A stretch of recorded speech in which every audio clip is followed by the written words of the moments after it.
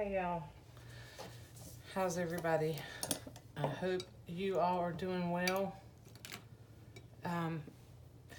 So, excuse me, I was tagged by Jessica Rapp to answer top 10 crafty questions. It's the top 10 crafty questions challenge that's kind of going around right now. And I'm going to try to do what she did and show you a process of putting a book together or book cover together, how I do that while I'm trying to answer these questions. We'll see how this goes. And I'm doing this at night, so there might be some shadows here and there, and I apologize for that, but I wanted to go ahead and get this done, and I need to get this cover put together because this is for my future daughter-in-law. This is her baby book for our granddaughter that my granddaughter that I'm expecting. She's supposed to be born January 1st, and the shower is in a couple of weeks. I want to have this done. So, first of all, my name is Carla Frizzell. My full name is Carla Lynn Ennis Frizzell. So my maiden name is Ennis, and my married name is Frizzell, and I am divorced, but I have not gone back to my maiden name because my kids are Frizzell, so I just didn't want to do that. Anyway, and my YouTube name is just my name. I really, when I started my YouTube channel, I hadn't opened my Etsy shop at the time, and I just hadn't really thought of anything clever. I'm not really good at that kind of stuff, so I did come up with Carla E Creations. It was something that I had actually thought about back when I was in school, because I always wanted to go into some kind of design or some kind of art in some way, shape, or form. So I think at one time I had thought about Carla E Designs, and I don't know, I thought Carla E Creations sounded kind of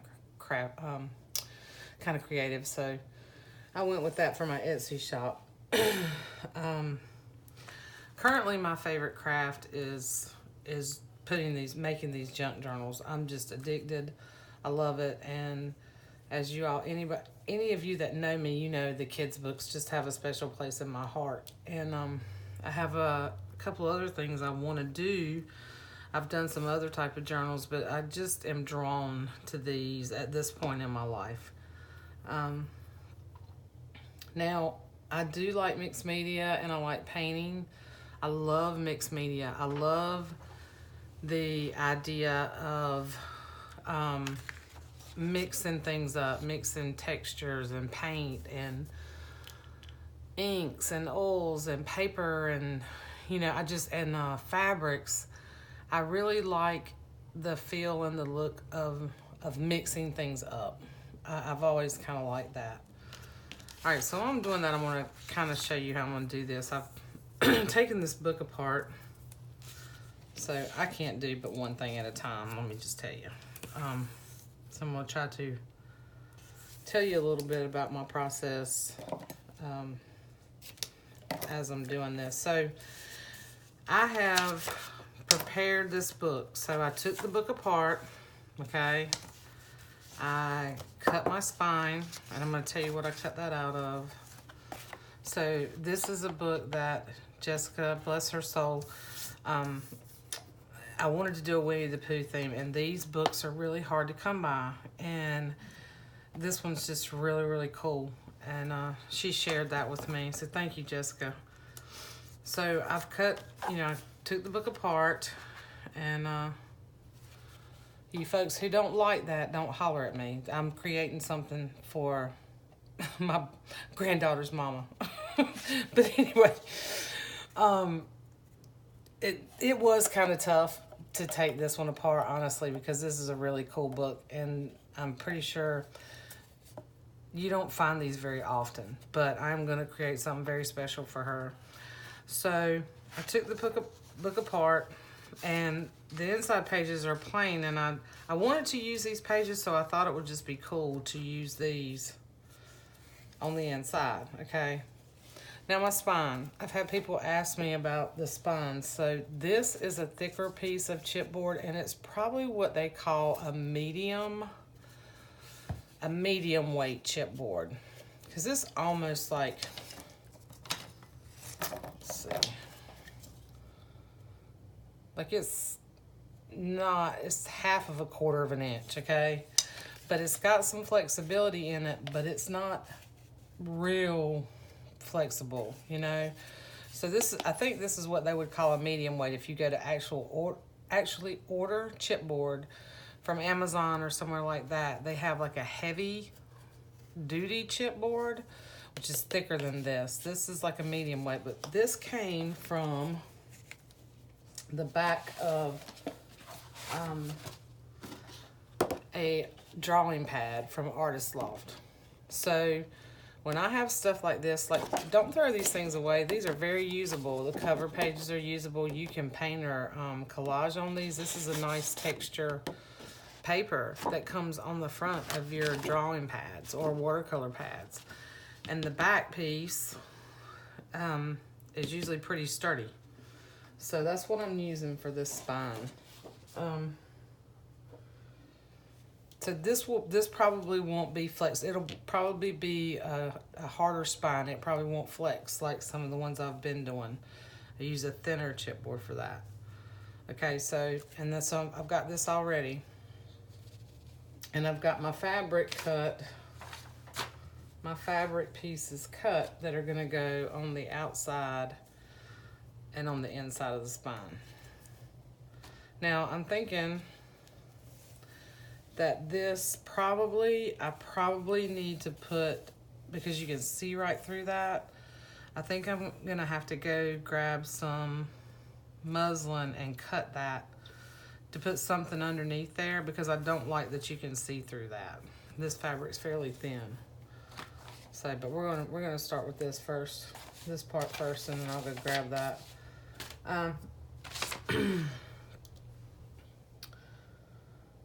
So, favorite place to shop for craft supplies.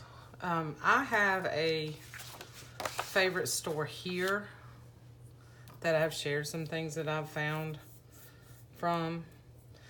That's probably my favorite place to shop, just because I really enjoy going to look to see what they have. It's an antique store. It's called Susanna's Antiques. And there is one, if you're ever in this part of North Carolina. I'm right outside of Raleigh, and there are several little towns that, you know, are 45 minutes to an hour from me.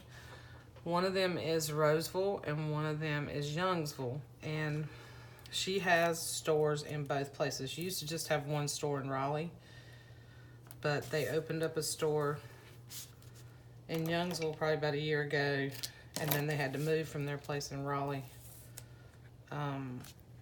They kind of got booted out of that area for some construction purposes. They were right next to a railroad track, and I'm not even sure what they're doing with that spot now, but they had to move, so they moved to Roseville.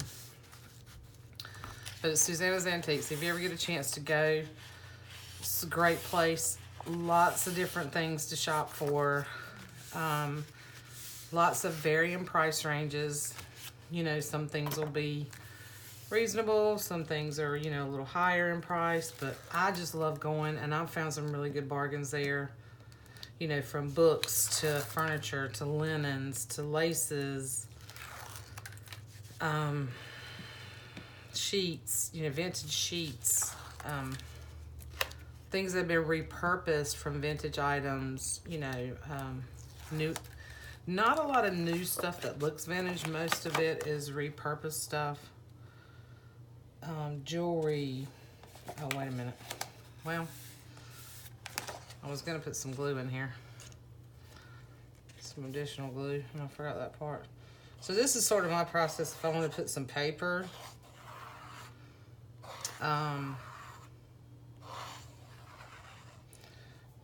In here, I use a double-sided tape, and either this, and that double-sided tape, let me just tell you, when you stick that down, you better make sure you got it in the right spot, because it's not going anywhere.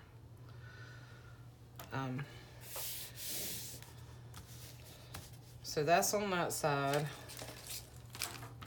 I'm gonna do the same thing on this side while I'm trying to answer this other question. So Susanna's is probably my favorite place just because I like kind of the thrill of what am I gonna find today? Because every time I go, I could just go and not have anything in mind, which is also dangerous because every time I go, I find something. And, you know, if you saw my space right now, you'd be like, Carla, you really need to stop shopping. But, anyway, so that's my favorite place. But I shop at some of the other, you know, the other typical places I think most of us do. Tuesday morning is one of my favorite spots because I like their prices. I love scrapbook paper, and that's probably one of the best places there. And I shop with Peachy Cheap. If you don't get their newsletter and stuff like that, if you love scrapbook paper, I suggest you sign up for their site. Not to be an enabler, but they have some really good deals. Their prices are really good. Shipping is not super duper fast. You know, sometimes I'll wait 2 weeks for something, but their prices, and they usually have like sort of package deals. It'll be like a little set of things and stuff like that. And so I really like them. I don't shop at, I do like Michael's if I need something. You know, I usually pick up my tacky glue there. But Michael's has kind of gotten, and Charms. I'll buy Charms there when they're on sale and things like that. But Michael's, to me, my Michael's here anyway, has kind of gone away from some of the typical things that I like to shop for. And their prices have gone up, and I didn't get that quite straight. Okay. Okay, so that's how easy that is just to cover that. And you know, I already prepared this before I got on here. I didn't think you wanted to watch me cut everything and do all that.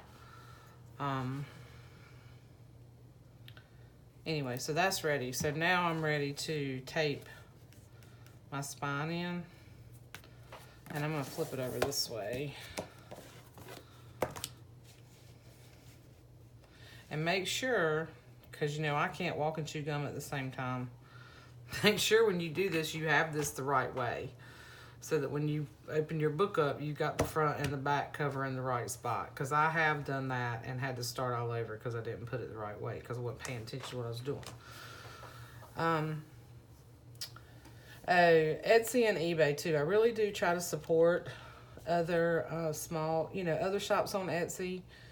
And I do shop a lot of the live sales because I think it's, I think a lot of times people find stuff that I can't find. And, sorry, I needed my trash can. And I like supporting those people too. And eBay. eBay's a great place if you want to buy, especially if you want to buy, really good prices. If you buy lots of things or things in bulk, you can get a lot better prices. Anyway. Okay, so that's that. I'm gonna make sure I'm still in frame so you can see me. This video might be an hour long. It'll take 2 days to upload. Anyway. So now what I'm gonna do is I'm gonna use, I put all some of my favorite some of my supplies I wanted to show you guys, so they're in my way. So I just kind of, now you can see this is not exactly straight. I try to leave a good 1/4 inch in there, and I use good old masking tape. Now I have used duct tape in the past. I have used book binding tape, which is great. It's you know, a little pricier. But I use masking tape for years. I used to use it in my artwork a lot when I was in school. And it works. It serves its purpose. And once you put this down, and you cover this with fabric and then maybe stitch through it. This I'm probably not going to be able to stitch through. I think this is too thick. So I'm not going to try to tear my sewing machine up to do that. But it holds, you know. It's not going anywhere. Now, I will probably do...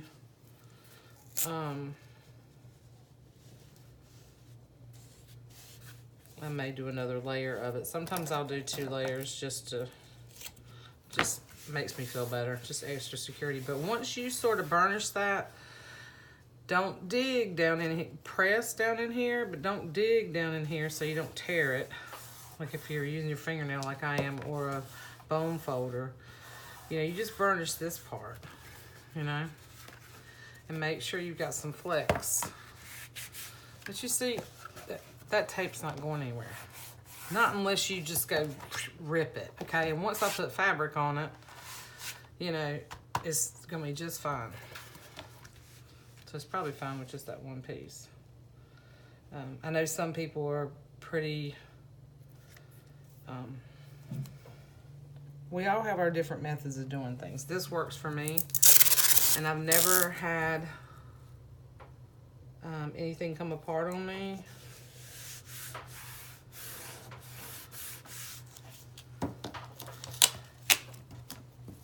And you know, it works. It also, when you go, if you go to glue fabric, go to glue your fabric over the top of that tape, it will stick. I found duct tape, you know, you need to kind of go over that part where the duct tape is. I have more problems with the fabric wanting to pull away from the duct tape than this, so I stopped using duct tape. And I think I only used it once or twice early on when I first started making journals, because that's what I had on hand. And most of us all have, you know, masking tape. This is a 2.5 inch spine, by the way, which is becoming pretty typical of what I use. I like that size. I like a good size journal, a good thick journal, but I do not care for the really huge journals. I think I did one 3-inch spine journal, and because of the way I work and the things that I put in my journals, it just became so heavy. So I'm just at this point sticking with the 2.5 inch spine. Okay, so that's the cover.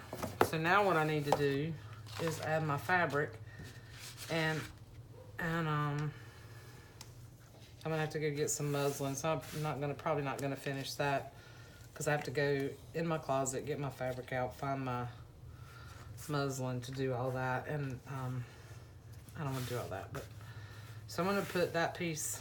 I think what I'm gonna do, so that he shows up, just kind of give you an idea. I kind of look, especially when I'm doing something like this that has these images on it. So I'm trying to make sure I've got. So I've got Eeyore, Winnie the Pooh, and Piglet, you know, will be on there. And then I'll put another piece on the inside.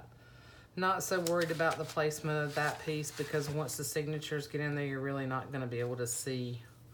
You won't be able to see much. But if I use this piece, you might be able to see part of Piglet and Pooh on the front. So I try to think about that kind of stuff when I'm putting these kind of fabrics on something. Try to have those little images peek through. Anyway, so my top 5 crafty YouTube channels. That one's really tough too. I'm kind of with Jessica on that. That's really hard, because I watch a lot of YouTube. It keeps my brain flowing. It keeps ideas flowing. I do take from other artists ideas that I like. I try not to totally copy anybody else on anything. I try to put my spin on it, and I think that's kind of what we all do in some ways. Some of us have some, you know, more original ideas than others, so to speak. And I hope nobody takes that the wrong way, but you know what I mean. I think there are those people who just really, really are out of the box. But the people that I feel like I gain a lot of inspiration from, I have a list on most of my videos too, so you can look at that list. And Johanna Clough is one of them.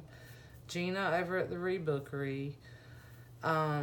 Jibbid Neary, who I think is just phenomenal. Her work to me is just absolutely amazing. Robin Dudley Howes is another one who I like. I like her style. I like watching her. And Laurie Marie Jenkins, who does a lot of mixed media art. I love her. I just love to listen to her. I think she's super creative. Pink Paper Peppermints is another one that I really like. She's very different. Everything that she does is really, really bright and colorful. So I really like a mix of I watch a mix of different things. I watch a lot of you guys. I love you all. So that's just some of the few that really stand out to me sometimes, that really inspire me. And of course Jessica and other, there's other people out there. So there's a whole list. My favorite tools to craft with. So my favorite scissors are the Tim Holtz scissors. I use both of these. I use them all the time. Now for me, I have big hands, okay? So when I'm cutting, these are my fussy cutting scissors. The little tiny scissors are great, and I know they probably cut better for some people, but for me, because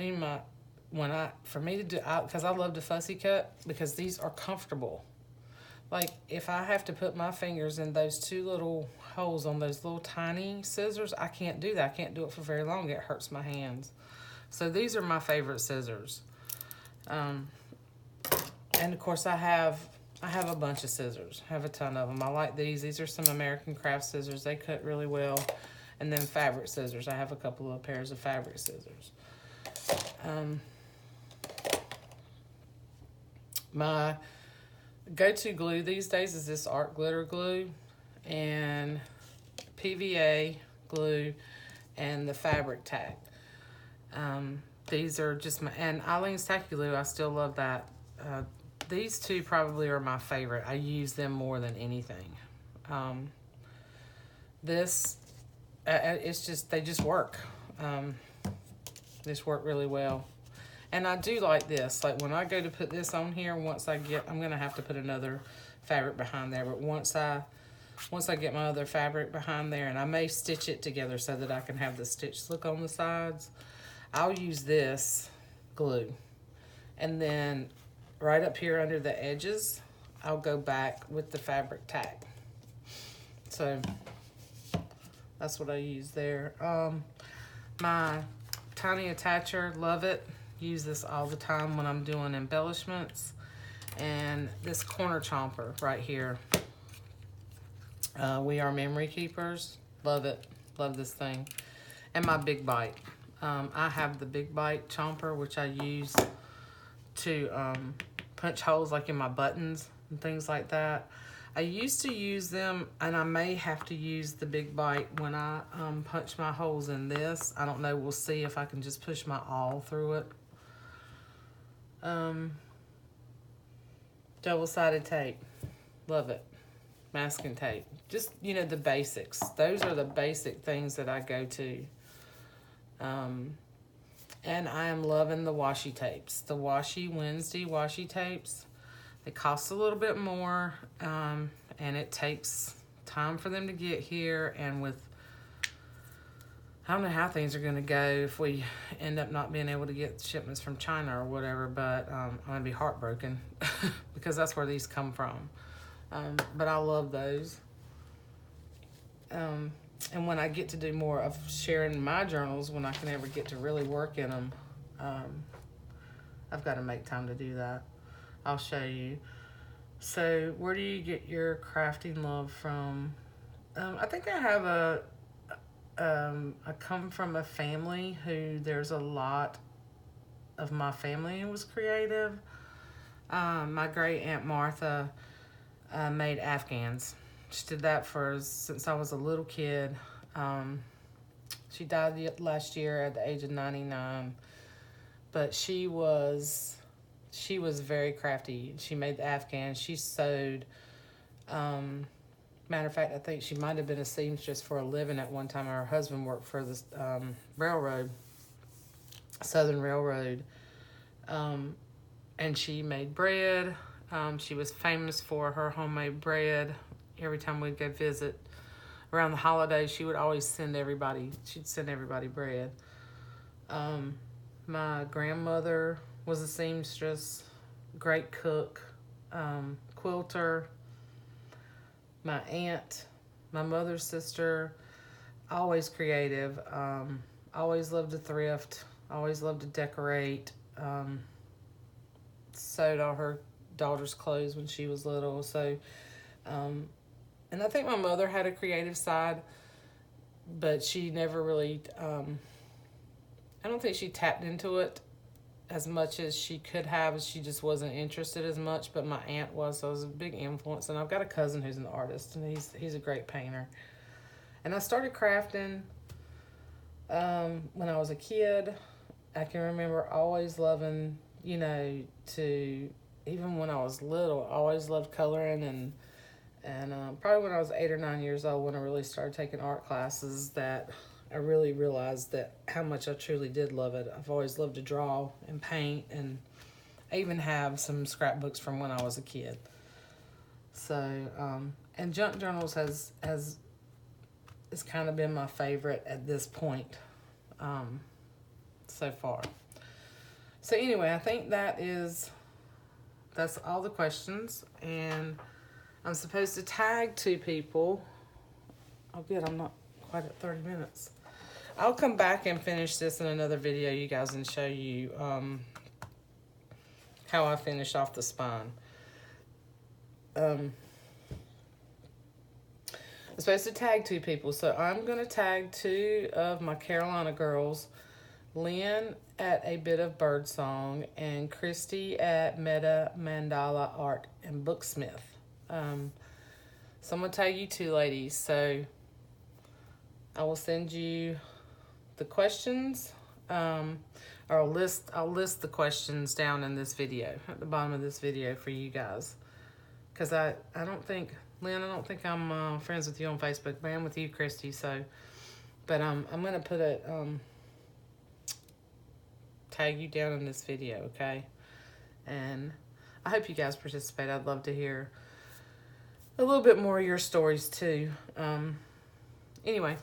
Thank you guys for hanging with me and listening. If you made it through the whole video, I appreciate you, because I know it was a long one. But I wanted to go ahead and get it done, and then meanwhile kind of work on this as well. And I'll come back when I get this book put together. I'll try to do a flip through when I get it put together next week. It'll be next week. And show you that. But I will come back after I find my... muslin, yeah, that stuff, that goes up underneath this, and show you how I put this on. Anyway, love you guys. See you soon.